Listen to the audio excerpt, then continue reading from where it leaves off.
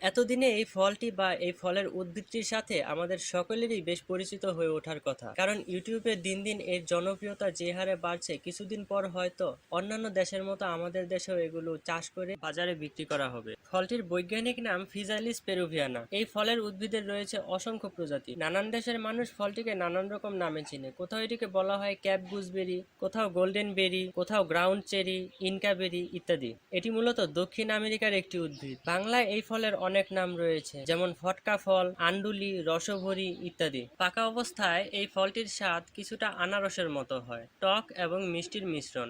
এখন এই ফলটি নিয়ে অনেকে অনেক রকম ভিডিও তৈরি করেছেন। কেউ বলেছেন ফলটি দেখলে 10 হাত দূরে থাকুন, আবার বেশিরভাগ ভিডিওতেই বলেছেন ফলটি দেখা মাত্র খেয়ে ফেলুন। তাহলে কোনটা সঠিক আপনি জানেন কি?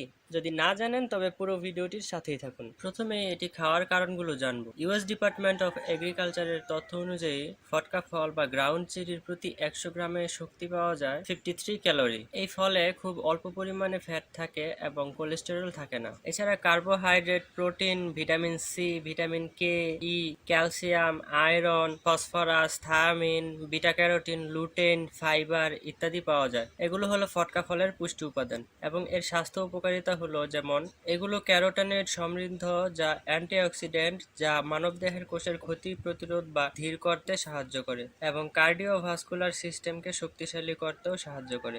এছাড়া দীর্ঘস্থায়ী আর্থ্রাইটিস, অটোইমিউন রোগ এবং কিছু নিউরোডিজেনারেটিভ রোগে প্রদাহকে শান্ত করতে সাহায্য করে। ডায়াবেটিক্স এবং উচ্চ রক্তচাপের রোগীদের জন্য ফলটি বেশ উপকারী। এর ভিটামিন, খনিজ এবং অ্যান্টিঅক্সিডেন্ট লিভার এবং কিডনিকে পুষ্ট করে, শরীরের টক্সিক উপাদান বের করে দিতে সাহায্য করে, বিশেষ করে তথাকথিত খারাপ কোলেস্টেরল বা এলডিএল কে কমাতে সাহায্য করে। এবার আসি ফিজালিসের ক্ষতিকর দিকটায়। আসলেই কি এটা দেখলে 10 হাত দূরে থাকবেন? না, আসলে তেমনটা নয়। ফিজালিস বা গ্রাউন্ড চেরি বা গোল্ডেন বেরি যাই বলুন না কেন, এটি হলো নাইটশেড পরিবারের ফুলের উদ্ভিদের একটি প্রজাতি। এই পরিবারের সকল প্রজাতির উদ্ভিদে সোলানাইন থাকে। সোলানাইন হলো একটি গ্লাইকো অ্যালকালয়েড বিষ, যা নাইটশেড পরিবারভুক্ত আলু, বেগুন, টমেটো ইত্যাদিতেও নির্দিষ্ট অবস্থায় পাওয়া যায়। আলু যখন সবুজ হয়ে যায় তখন এটিতে সোলানাইন পাওয়া যায়, তেমনি ফিজালিসে কাঁচা অবস্থায় সোলানাইন থাকে।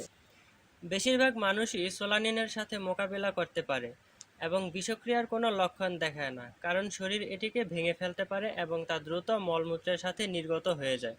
যদি কাঁচা ফিজালিস বেশি পরিমাণে খাওয়া হয় তবে সোলানিনের বিষক্রিয়াগুলো হতে পারে, যেমন ডায়রিয়া, জ্বর, শরীরের স্বাভাবিক তাপমাত্রা কমে যাওয়া, মাথা ব্যথা, ধীর হৃদস্পন্দন অথবা শ্বাস, পেট ব্যথা এবং বমি। সুতরাং নিরাপদে থাকার জন্য শুধুমাত্র সম্পূর্ণ পাকা ফলগুলোই খেতে হবে।